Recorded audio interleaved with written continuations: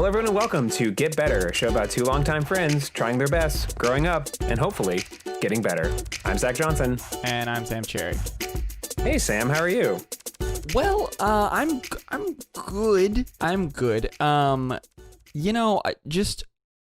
I've explained, Nashville has had a bit of a change over the quarantine. I think the last time we checked in, we were sort of devolving into an anarcho-capitalist state where we all kind of bartered for goods and services. Sophie and I, of course, went underground to try to build a tunnel to Louisville. Of course. Yeah. And befriend those mole people. Exactly. Well, after a series of structural failures, we ended up on the surface. Turns out digging a tunnel is very hard, and we didn't get very far.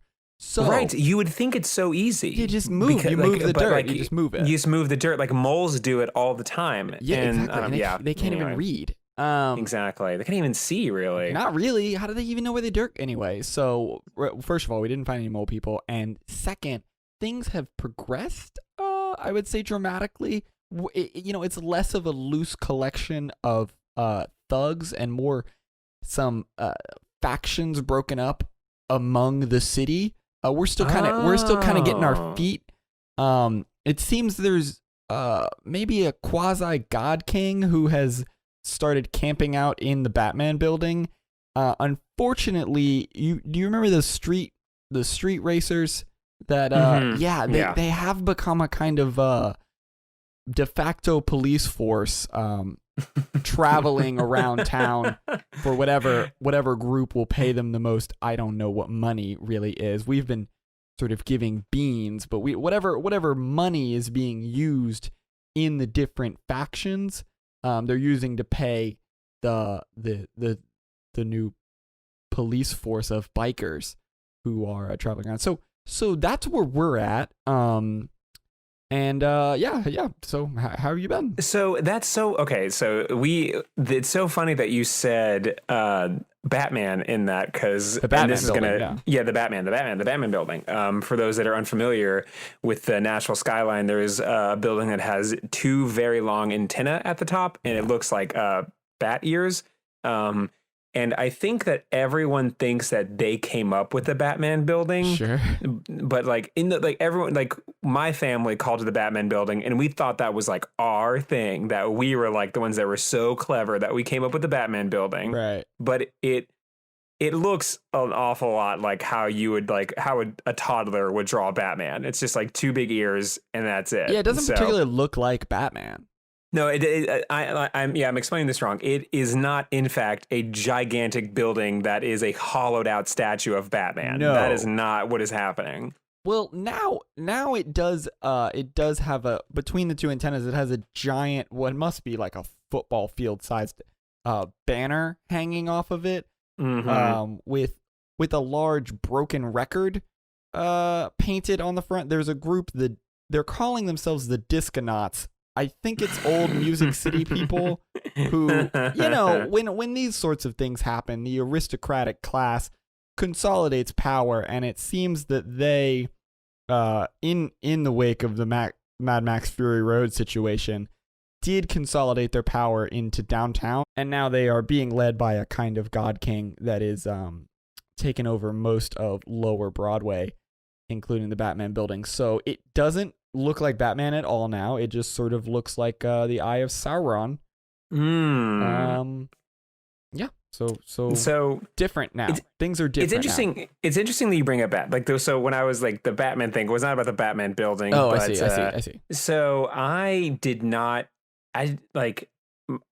read comic books growing up, Sure. and I didn't read a lot of like the DC Batman comics, but I remember one vividly. And as you were talking about that, I was just like, I had this like recollection. There is this Batman series called No Man's Land, and it's basically exactly what you just said.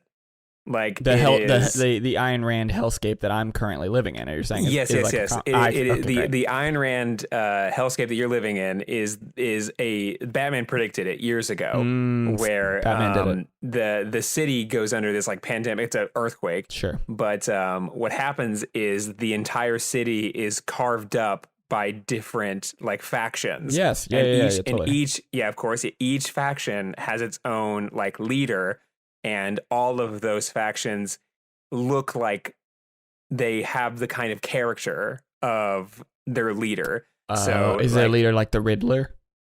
exactly. So I like there's see, the I see. Riddler, everything has like question marks all over it, and then there's like the Penguin, like everything is like classy and like kind of thuggish, Yeah. and there's Mr. Freeze, that one's in a snow globe, Obviously. like exactly. They So I'm mobilize thinking like. fast. They've got a lot of infrastructure. Yeah, They really- exactly. Like with the snow globe, especially, that like, how do you even ship for that? Did you guys just like who- have that one around and you're waiting for your shot? Mr. Freeze was keeping it in storage in the off chance. Which, by the way, Mr. Freeze's whole thing is he's trying to get a cure for his like sick wife. That's why she's frozen. Right, of course. What is he doing? Carving up a whole area of town. If anything, he should be laying low Right. and Protecting wanting his to like sick wife. yeah, protecting his six wife. His six Protect- wives. His His six sick wives. His six wives. And if anything, he'd be trying to like do research to protect them. But instead, he's like carving up giant sections of the city. Come on. This is also in a world where a guy's whole deal is riddles. So like, they're playing a little fast and loose with motivations. I feel like Yeah. you get a little room for Mr. Freeze there. Mm-hmm. Yeah, maybe. But I was thinking like, in the hellscape, there's like, Yeah. the music, there's like, we're going to get into too many like local Nashville jokes. Yeah, well, here's the thing. We've just emerged from the tunnels, so I can't totally tell you all how it's all shaken out. So you can't say there's like a group of guys that are like being led by the Nashville Predators and they are like all on hockey. They're like all on hockey skates and they're like pucking around. Oh, there are several people in hockey uniforms. No, that's certainly happening. I'm just saying I can't get into all of the details because we are still kind of on the run. But our friendship is important to me, and so I take an hour out of salvaging for beans and different food and hiding out from Yes. roving bands to call while you your and talk wife to you. is while your wife is laying down suppressifier outside, Yeah, so that you have the time. This show's important to me, and so yeah, she is playing lookout and making sure that we don't get murdered. But we're all doing our part. These are trying times. So Yeah. it's tough. But yeah, things are good. Well, no, things are bad. Things are terrible. But what am I going to complain? Come on, look at me.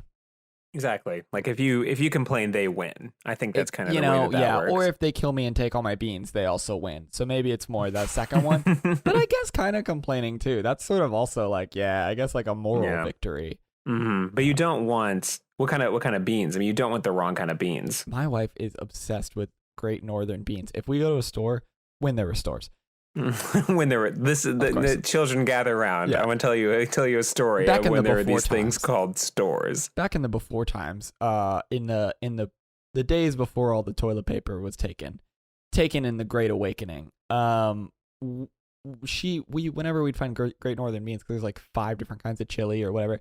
It's crazy because every time we would buy Great Northern beans, she'd just be like, "Oh yeah, it's for a different recipe." So apparently everything we eat involves this one kind of bean. So that's mostly it. But anything we can get, really. How have you been? I've been doing well. Things in the northern office have not really divulged that well. Everyone's kind of like sunken into the melancholy of it, so we're just kind of like over it. Like we're not at the stage yet of like wanting to like. I see some people kind of like starting to put like battle equipment on their cars, I see. but it's more of like. See, but those people are short-sighted because they think the gasoline's still going to be there. Once the gasoline runs out, what are you going to do with your big armored van, right? You got nothing. Yeah, exactly. And I think, but they're kind of doing it lackadaisically, almost just like it's like just trash can lids. It's not really. It's trash can lids, and it feels more like a weekend hobby sort of thing. Like I see like dads and their kids doing it, and it's like it's cute, like that they're decorating it together, and like it's kind of like because.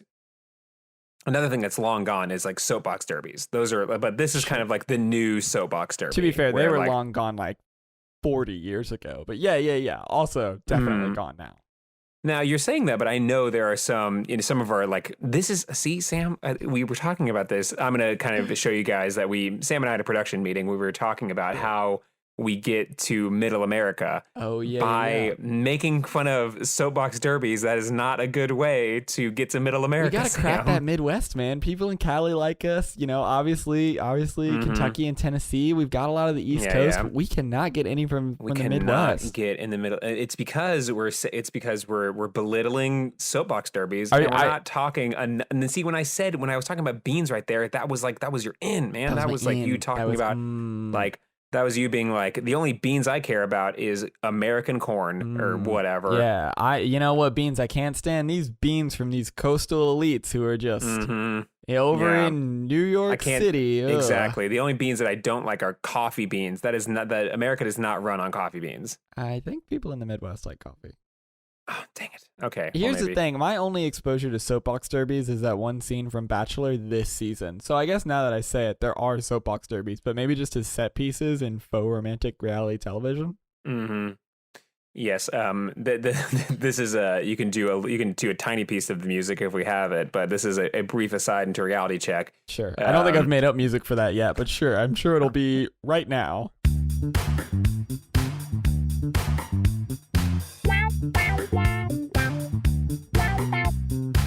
Yes, there was a brief scene in Bachelor where they were in a soapbox derby, or they weren't in the soapbox derby. A soapbox derby was happening in front of them, Inexplicably. and Peter, the main contestant, was acting as if it wasn't set up for them. Right, yeah. Like, I think he genuinely believed that, like, they had just happened across a soapbox derby. Right. And he was just like, I mean, how often you get to do this? It's like a lot when you're on The Bachelor. Right. Like, these kids are not letting you into their soapbox they built because you're just some dude that has happened across it. It's not because your love is so strong. They were like, you know what? These two in the soapbox, their love is so strong. Yeah. I've noticed a trend, and I assume that everything is run by an algorithm at this point, but I've noticed a trend as far as reality shows on Netflix where they're just getting more and more raunchy, and I think they're just trying to figure out, like, okay, is this like porn? What do we do? Because now they did The Circle, and everybody blew up about it. And then they did Love is Blind, and everyone's like, whoa, whoa, whoa. Now they've launched Too Hot to Handle, a game show whose premise is 12 sexy adults all hang out and touch each other, but they can't kiss or have sex. That's the show. And it's like, hey, Netflix, what's up? How's it going over there? How's it going? Yeah. What happened to the people who brought us the first 2 seasons of House of Cards? Like, where you guys at now? They're like, what if, I don't know, we just get like sexy young people? I'm thinking that like, Netflix like blew their budget the first few years because they were doing House of Cards. They did that whole thing where they had like the Marvel characters, and then they were just like and they had that Black Mirror, and they're like throwing all their money, and now they're just like, okay, what about if we like get a bunch of like hot people and we just have them like, I don't know, not have sex with each other and this is not exaggeration. The length of that show is a month. They're only in that villa following those rules for a month. And like, I haven't seen the show, but apparently they could not keep it together. And it's just like, just zone it, because like there's no other thing going on. They're not like doing challenges. No one's getting kicked off the show because of like, there's not like, right, okay, you team up with this person, you team up with this person. None of that's happening. It's just hang out and don't have sex with each other. And I imagine, I can't really speak because I'm not there, but I imagine if I was in that situation, I would just want to really like focus in, because the way it works, or maybe not focus in, because do nothing, just not have sex for a month. You'll be fine. It's $100,000, but it's split amongst everyone. And every time someone breaks the rules, the pool is limited for everyone. Wait. Okay, so wait. I am not going to watch this show because it looks not good. Okay, but so they get there. There's $100,000. There's $100,000 in a pool. Okay, and it's not in a literal pool. I understand. Although that's a good clarification. Who knows? Yeah. And the way it works is from this pool, each time anyone kisses or has sex or does like anything in that range, Yeah. money is taken away from that pool. It's like a big pool. And the $100,000 is being split amongst all of them. So if like Becky and So David kiss, they're not kicked off the show. They just like No. lose $1,000. Yes, but everyone loses that money. And then it's split among them. Okay. So your goal is not to keep make your competitors kiss so that you'll get more of the money. It's no. not this doesn't make any. See, you're gonna Exactly. trick me into So watching it's the show. it's it not seems like so easy. there is no benefit. Like there is no benefit to not kissing, and there is no benefit to having sex. Like because like if you play the game exactly right and you're like the goodest boy in the entire world, then it doesn't matter because everyone else is making choices for the group, Right. and it's immediately revealed who does it. And Oh, God. because it's like it was like Alexis and Adam and or it was Zelda and Adam. It's Zelda and and, Andrew and Nicolas it was Cage. Zelda and Andrew, and everyone's just like, oh no, what a bummer. Are they And British? that's it.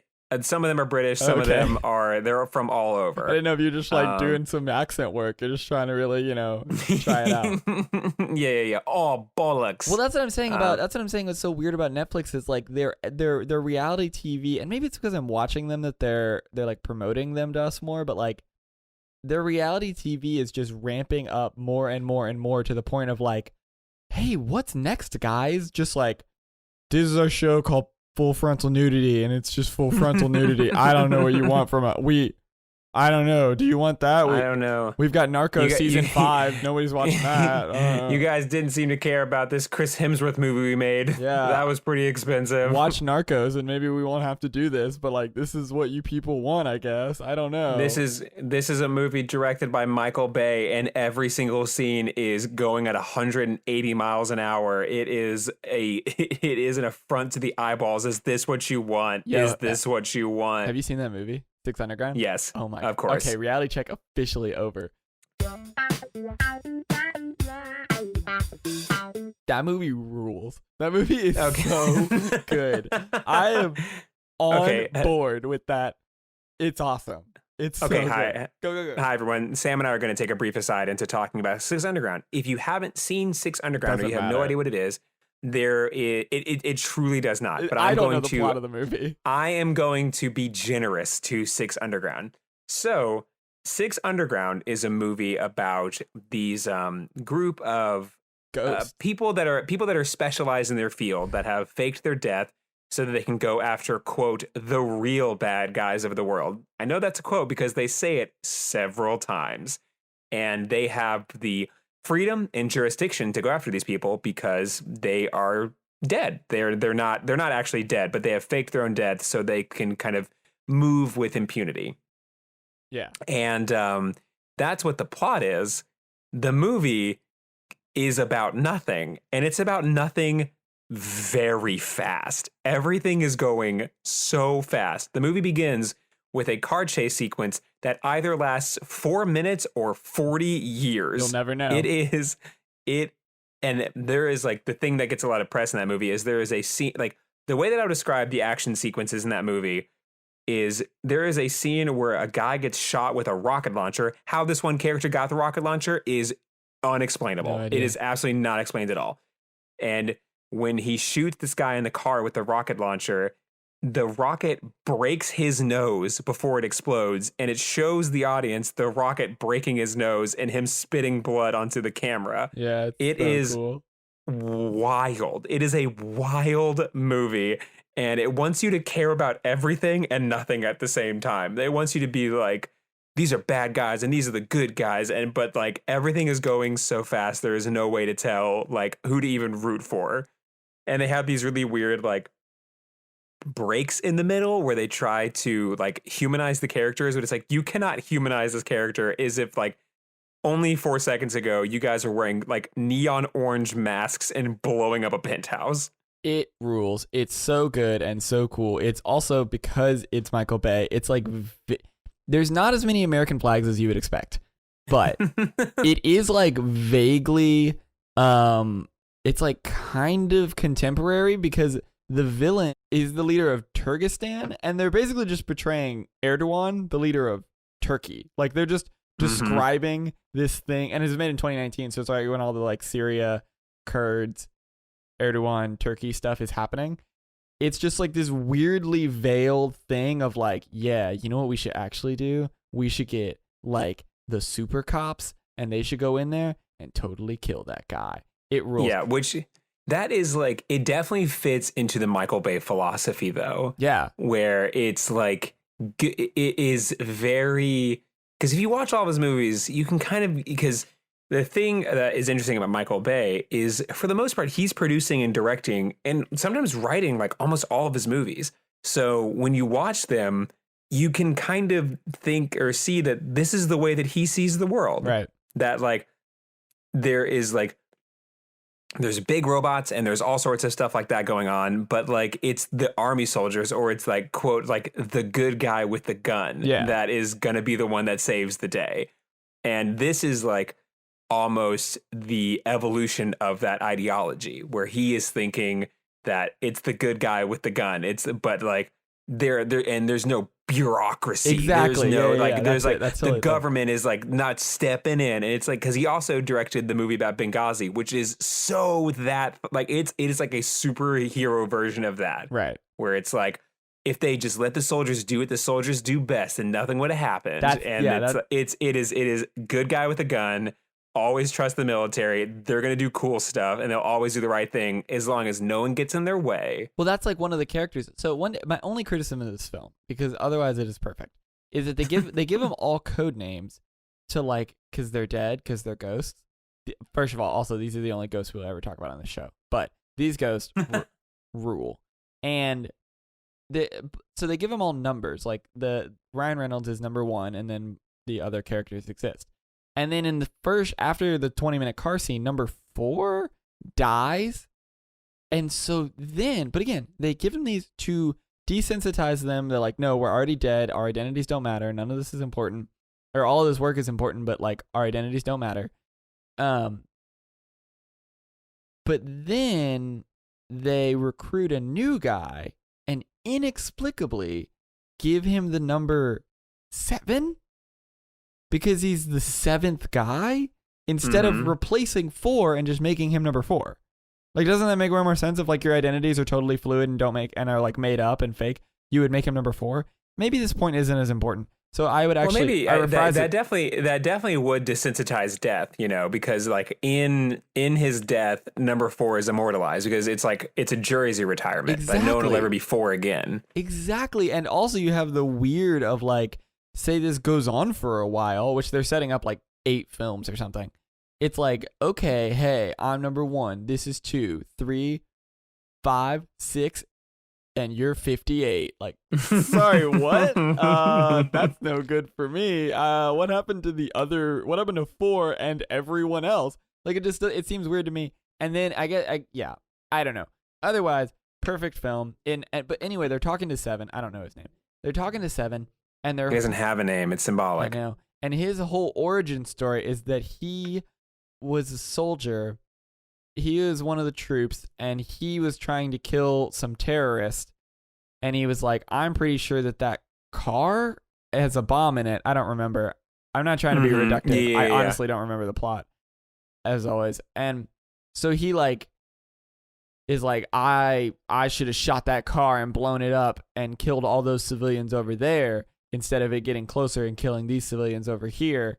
And also his partner, maybe? I don't know. The whole point being Ryan Reynolds' whole speech to like get him in is like, I would never tell you not to pull the trigger. That's his whole deal. It's like, I'd let you shoot whoever you want. I don't care. I'm not going to stop you. That is the thesis of the film. Is like, the solution is to get our troops more guns and less rules and just let them be the world police. Like, what we need is to get the troops in there to shoot all the bad guys, and then it'll be solved. Yeah, it is the thesis of that movie, and like kind of the thesis of all the Michael Bay movies. Of course, yeah. Man, yeah. So it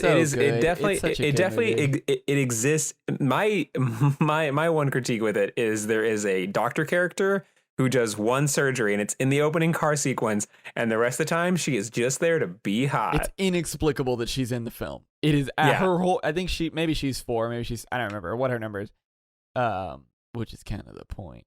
But no, like the whole. Who are they anyway? Okay, I have one other thing about this movie. I loved it and it's perfect, but number 1 is the billionaire, right? Mhm. That's how they finance this whole thing. Is he's a billionaire with unknown origins that we'll find out in like 6 Underground 5. But like The that most movie, underground.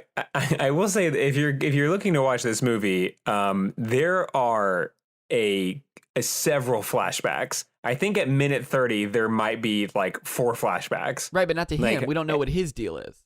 Yes, there is, because he goes and he goes to that one place where he like he like meets that really bad dude, and then he has sex with that waitress inexplicably. And I thought that was in the present.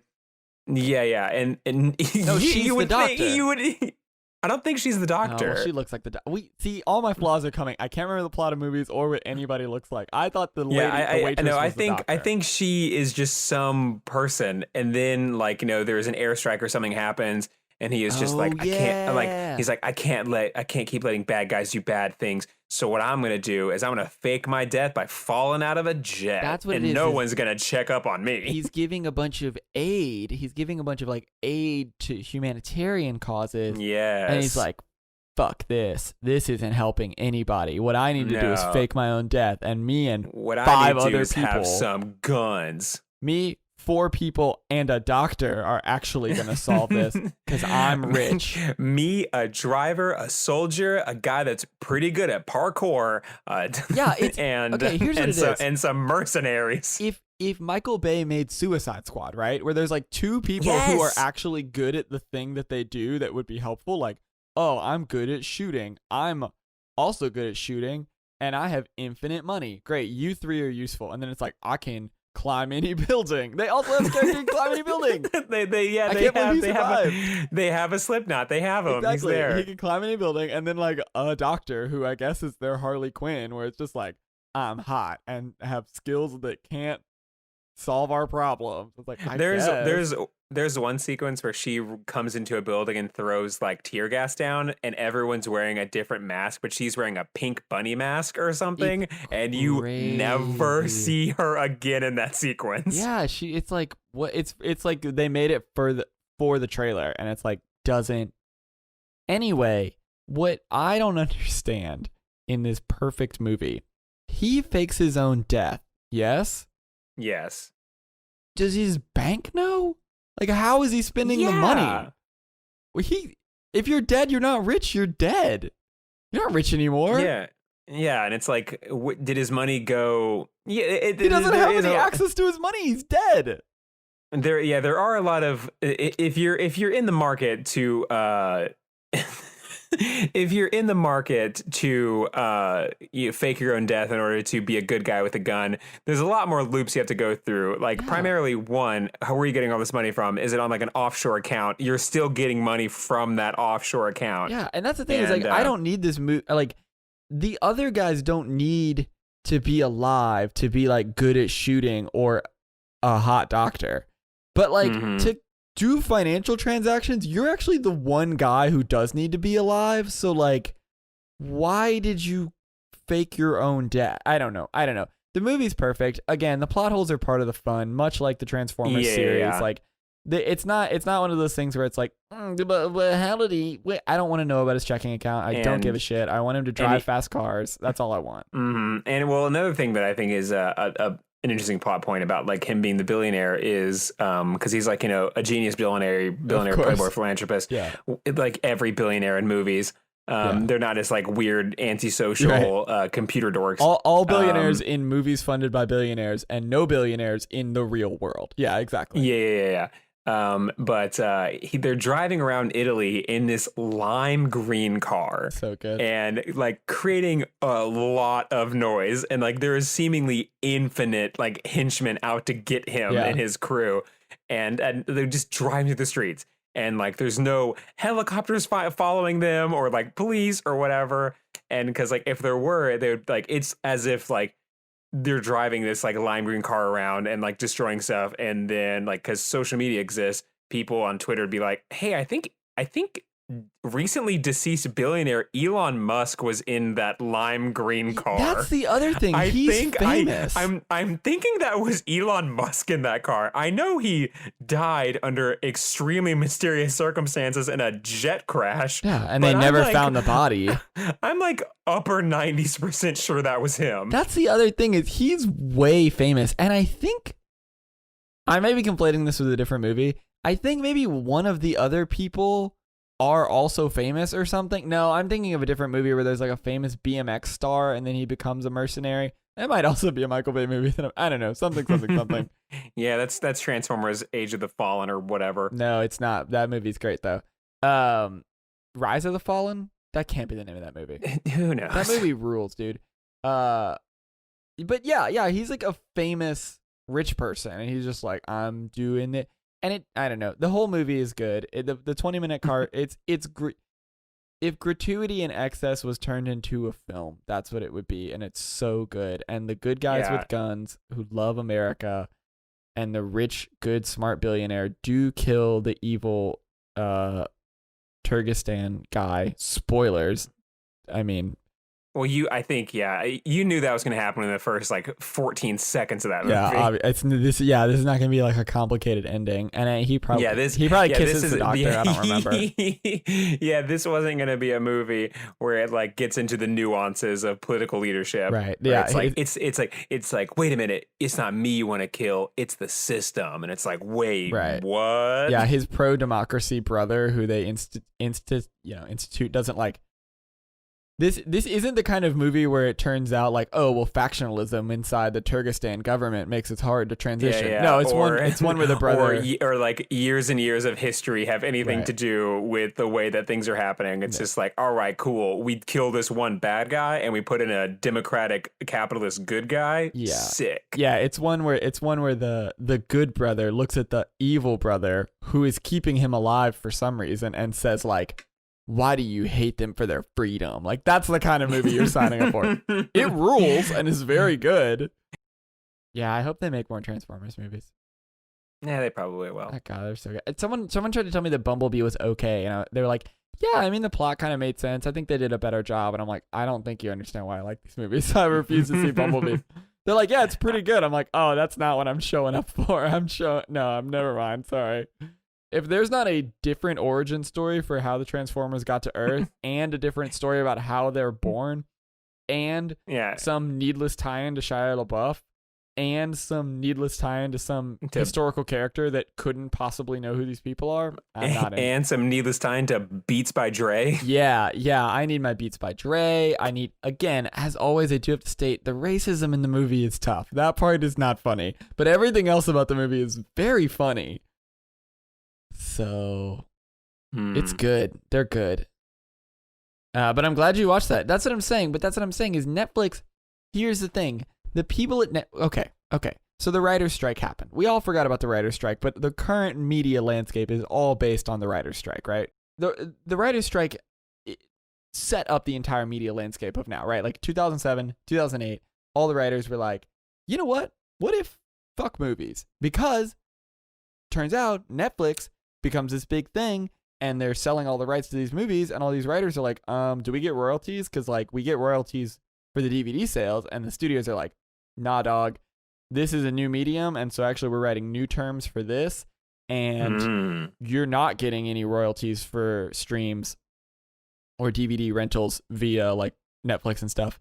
So sorry about it. So all the writers on television, or all the writers in movies and also television, I'm gonna botch this. Okay, all the right. Let me say what I'm gonna say, and then I'm gonna read and make sure it's right.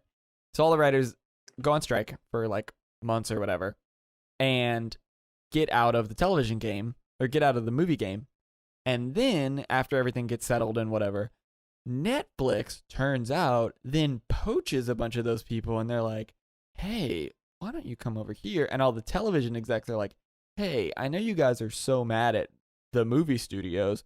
Why don't you come over here to TV? And that's when the age of like prestige television started, because like all the writers in this all big shakeup, when the dust settled, we're like, let's go to TV instead. I don't know how related that is. Right, because like the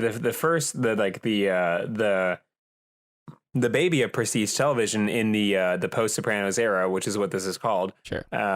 It was Breaking Bad, which was in 2008. Yes. So all of this, I believe that's what happened. I did cut a segment a couple weeks ago where I very poorly explained who El Greco, the painter, was. I got almost every detail of that story wrong. So this might get cut as well. But I believe that's what happened. So then, which is why movies are so boring now and TV is so good, where it's just like all the good writers left. And I mean, it's been a decade, so obviously things have changed, but you get that momentum running where prestige television and you're like, oh man, all these TV shows are so good. The good jobs are on TV and whatever. And you see the quality of movies just dip and dip and dip and dip. And you get to a point where it's all just like, you know, Michael Bay and Six Underground. I think that's what happened. I don't know. Get to the bottom of the Wikipedia article. Nah, honestly, they're not gonna have a section where they're like, you were right, Sam. Let's get to the bottom of this. So one thing that I want to talk about, please, and one thing that might cut all that. One thing I've been interested in this like society, like, because so many things are going to change in this new world we live in if things go back to normal. And one thing that I really want to shake up is something I was just looking up like right before we started, which is, are you aware of what a Michelin star is? Yeah. The restaurant thing. Yeah. So a Michelin star, do you know what is like the top Michelin star? Do you know how many there are? I do, but for the sake of the show, let's pretend that I don't. You explain it to me. I know I usually say that when I actually don't and I'm pretending I do, but this is the opposite. Oh, you know, okay. I do, but for the sake of the show, just go ahead and explain it. Oh, okay. Well, the top amount of stars you can get is 3. And the way that it's classified is a 1-star. I'll go backwards because I think it's funnier. Okay. A 3-star is exceptional cuisine that is worth a special journey. They use the word journey, which I like. 2 stars is excellent cooking that is worth a detour. And 1 star is a very good restaurant. That's it. A very good restaurant. The Denny's over by Exit 40 has 1 Michelin star. It's a very good restaurant. It's just like, so I like the worth a detour as if it was, because it reads like, I think the Michelin star, it got away from it. I think it got away from itself because it's a tire company. Yeah, it's brought to you by Michelin tires. Yeah, so what I'm thinking is the way this was originally worded, I'm thinking this was like made, and I could look this up, but I'm not going to. I think it'd be more fun to hypothesize. Yeah. So I'm thinking that this was written in the time period of like Route 66. Yeah, totally.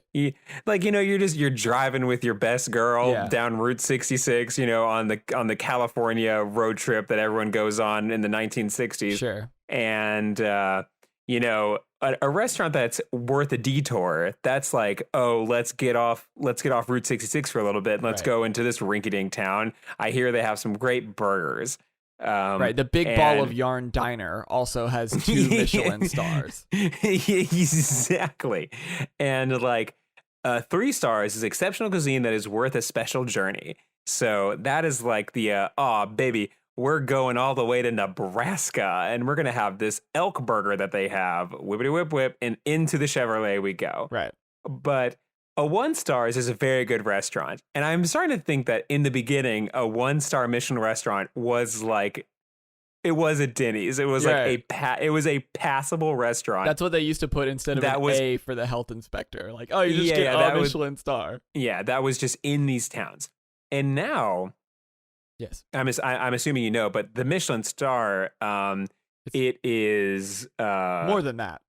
It is like one of those things that I think none of us know exactly when culture decided to go this way. Sure. But when the tire company, a 3-star review from a tire company is the highest honor you can get. It is like for a your life cuisine. achievement for a chef. There are only 12 restaurants in the United States that have 3 Michelin stars. Right.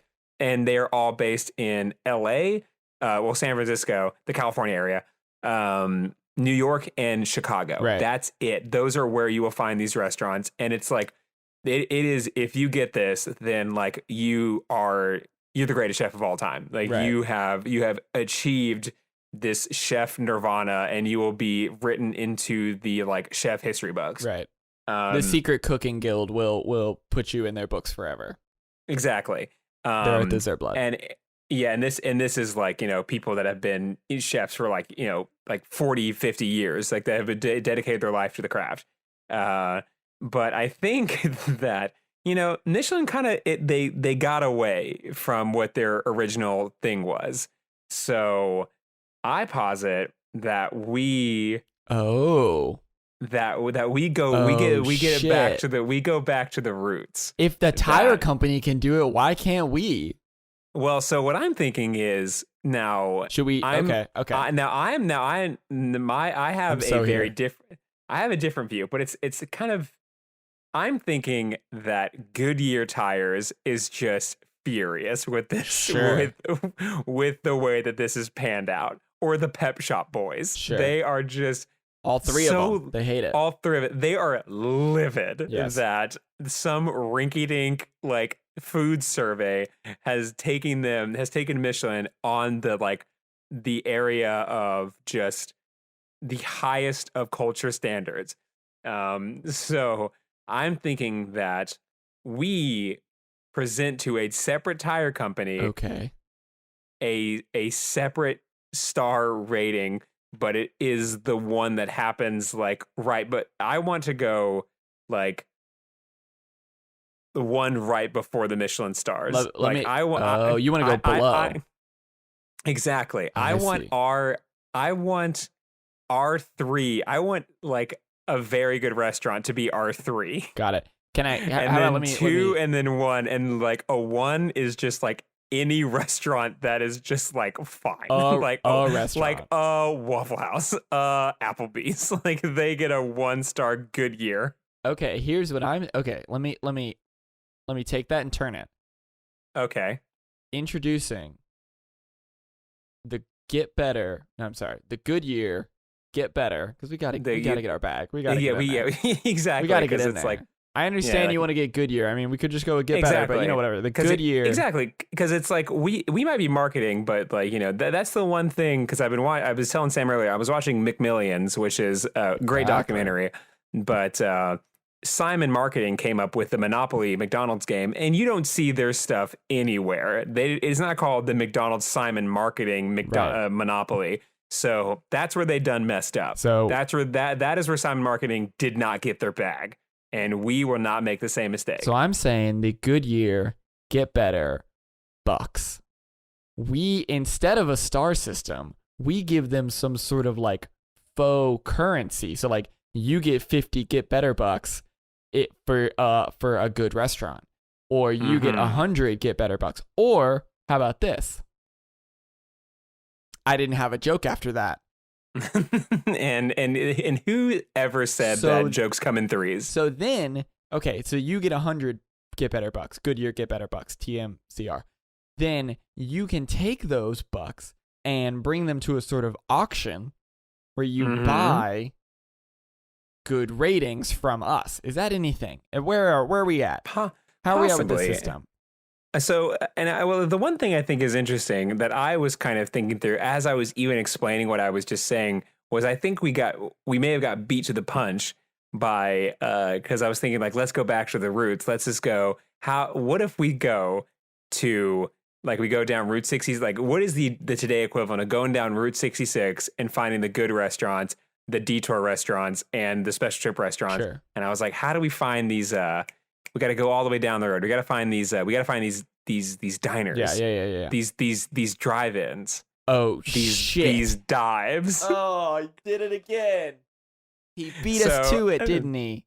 Yet again, I don't know if for our new listeners, our arch nemesis within this show is Guy Fieri. He is the one who is always just one step ahead. I would say he's more of a nemesis because I respect him so much. I got Frosted Tips last year only to find out that Guy Fieri has had them for That years. sucks. You bought all those bowling shirts and then you saw the show.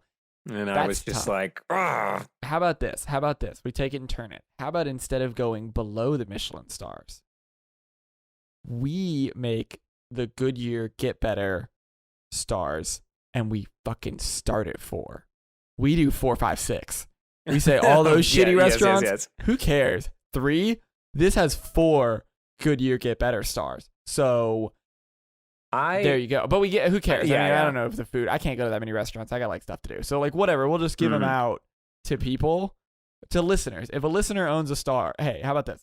If a listener owns a restaurant and you want a Goodyear Get Better TMCR 4-star rating, just like let me know your restaurant exists. Yeah, and yeah. You got it. Yeah. Because like, Yeah, I'm not gonna. What am I gonna drive all the way around the country? No, that's stupid. Yeah, I'm not. It's like, and why would you lie to us? Like, we'll take your word for it. Yeah, sure, Like, but just- yeah. Honestly, you don't even need to prove it. Just like tell me the name of your restaurant. And, like, 4 stars. send me a picture of your restaurant or a restaurant. You in front of a restaurant. Sure. Okay, that's 4 stars. 5 stars. I actually eat at your restaurant, right? Okay. That gives you 5 stars. Yeah. Like I've eaten food and it exists. It's not just like your kitchen.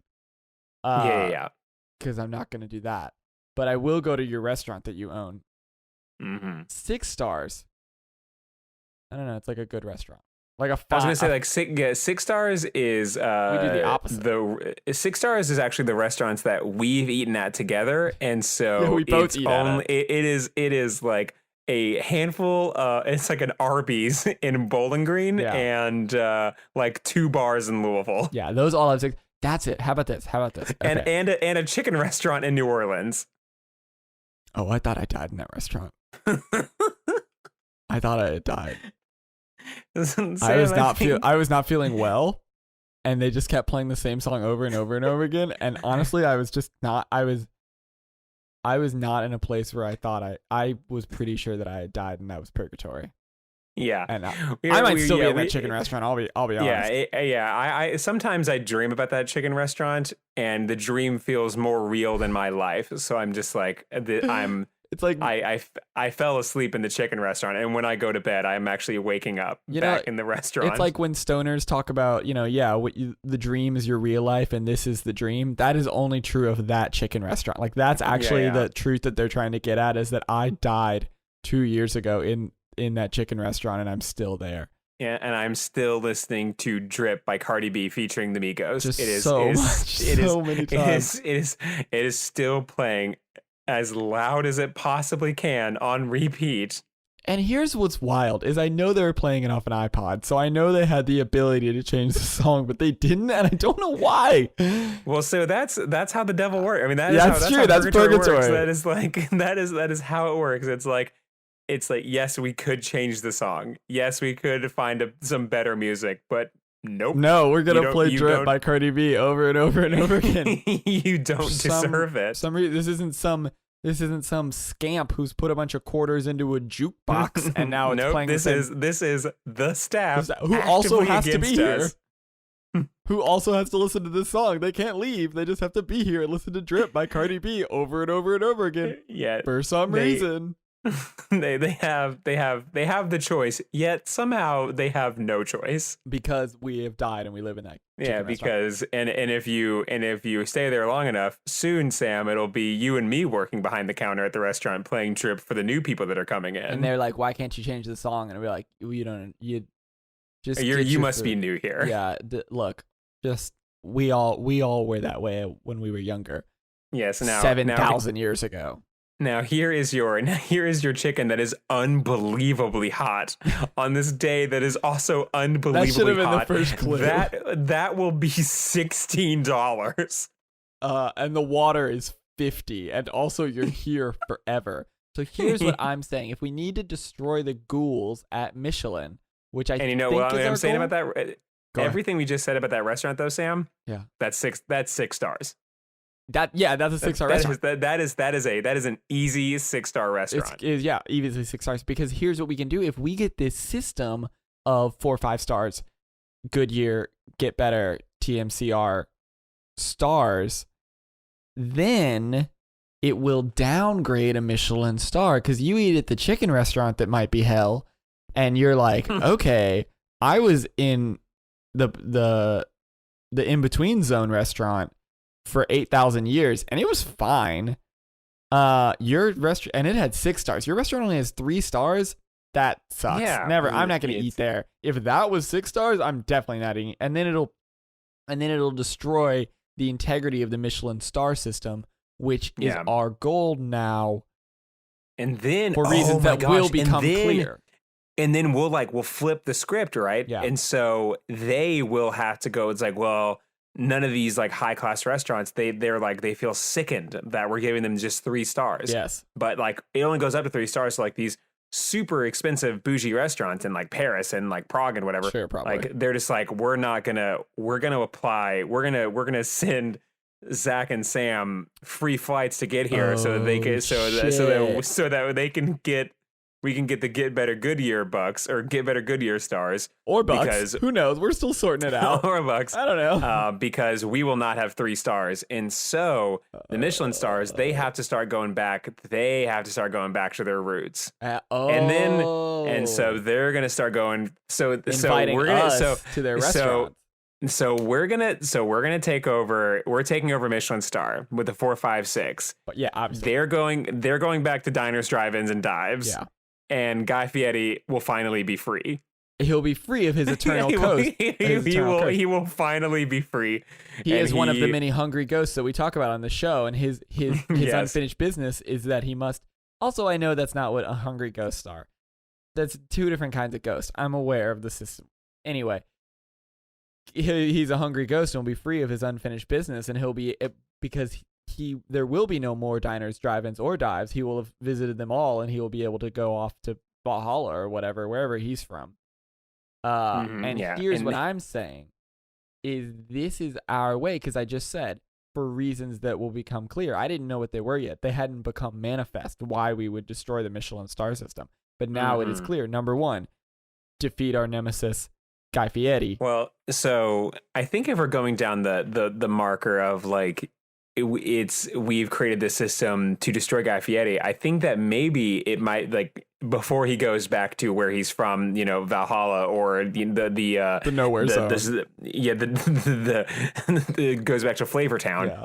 The Nightosphere, yes, and Flavortown.